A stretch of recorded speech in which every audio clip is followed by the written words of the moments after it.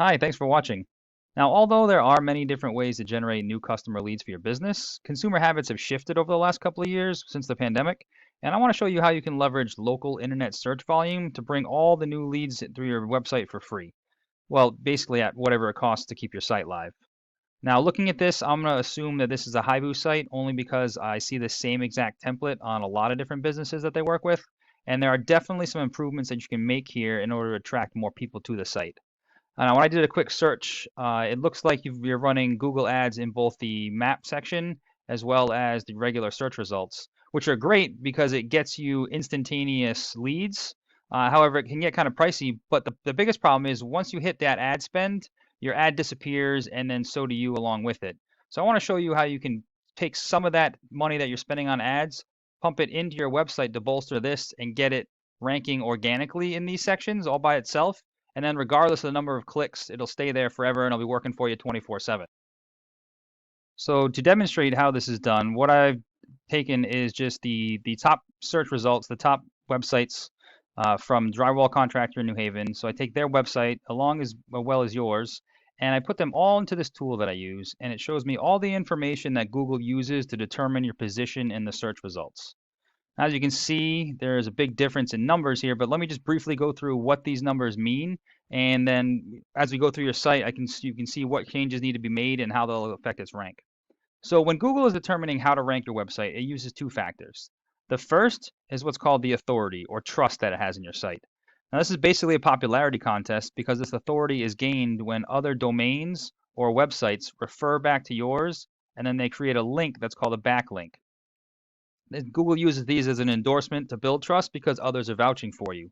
So just to give you a quick example, if say the local news station did an article on their website and it said the top 5 best drywall contractors in the New Haven area, and in that article the reader could click on a link and it would bring them to your website, that would be considered one backlink from one referring domain. Now these backlinks can come from a lot of different sources: blogs, editorials, guest posts, press releases like I just mentioned. However, one strong and important type that's also free is what's called a citation. Now, a citation is any time that your name, address, and phone number appear in an online directory.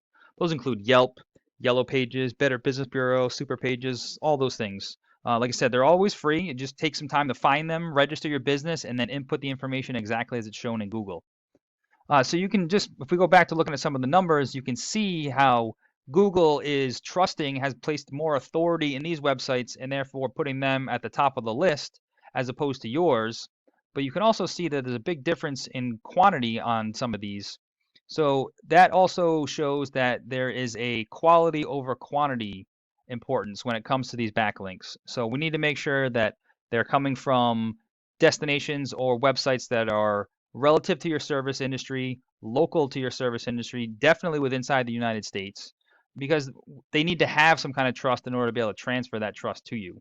Then you can also see that even though this company has less websites linking back to them, not to get into too much detail, but they have more websites. If you see 16 here that are going to transfer that authority, you've only got 5 out of 42 that are actually transferring that authority through the link. So it really does go back to quality over quantity. Now, the second factor for ranking the website is the content on your page.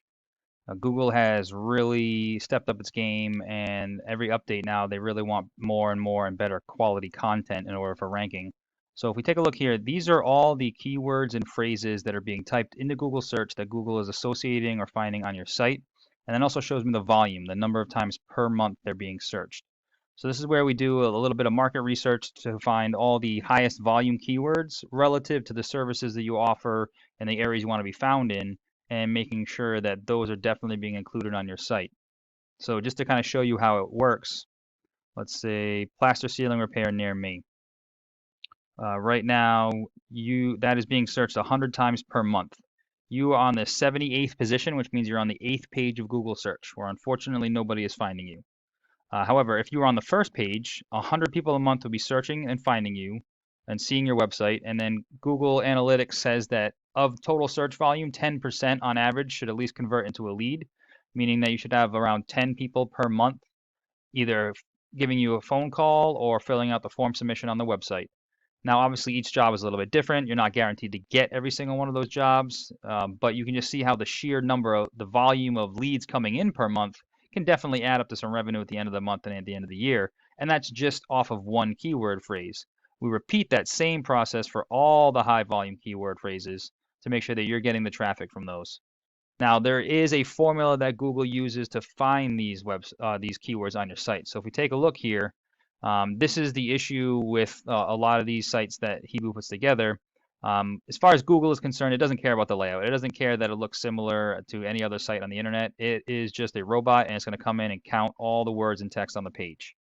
Now, generally, we recommend having about 1,000 to 1,500 words on a homepage, only because, as far as Google is concerned, the more information you have on the page, the more of an expert that you look, and then the more likely it is to recommend you. Kind of the difference between a book and then an encyclopedia. Now, while it's counting all the words, it's also searching for those keywords. So all the services that you want to offer and then the areas you want to offer them in. However, this is where the number of words on the page really comes into play because you're only allowed to have one of those keywords for every 100 to 150 words of text on the page. So the more services or locations that you want to be found in or for means that the more content that has to be added to the page. Furthermore, since all their latest updates, Google is actually reading your content. So if you want to be found for a remodeling contractor, you then have to have that 100 or 150 words talking directly about remodeling contractors or some kind of remodeling. Because if it doesn't, it won't qualify that keyword unless you're describing exactly the service that it is. So this is where I would say that, as far as a page layout, it's completely fine as is. It is obviously mobile optimized where people can click on things and either get quotes, call from their phone, which is fantastic. But in order to be found in more searches and come up in more search results organically, you would need to add more content to the page, specifically those keywords. So how this would work and look in a search result. Obviously, there would still be paid ads up here from these people with the pay-per-click stuff. If you could get in here organically, this is optimizing your Google business profile. So rather than putting an ad in here, I can show you ways to optimize this profile and get listed in these top three, because anywhere from 40 to 60% of the search traffic will actually come right to these since they're at the top of the page. We want to make sure you're filling out all the information as possible. Definitely want to be getting in more citations, your name, address, and phone number. You want to appear in more directories than anybody else on this list. And then you want to add photos to your profile and posting on a regular basis because Google rewards activity. And those photos, what we do is we geotag them. We actually put them with a location modifier because Google doesn't understand what a photo is, but it understands all the data inside of a photo when it's saved.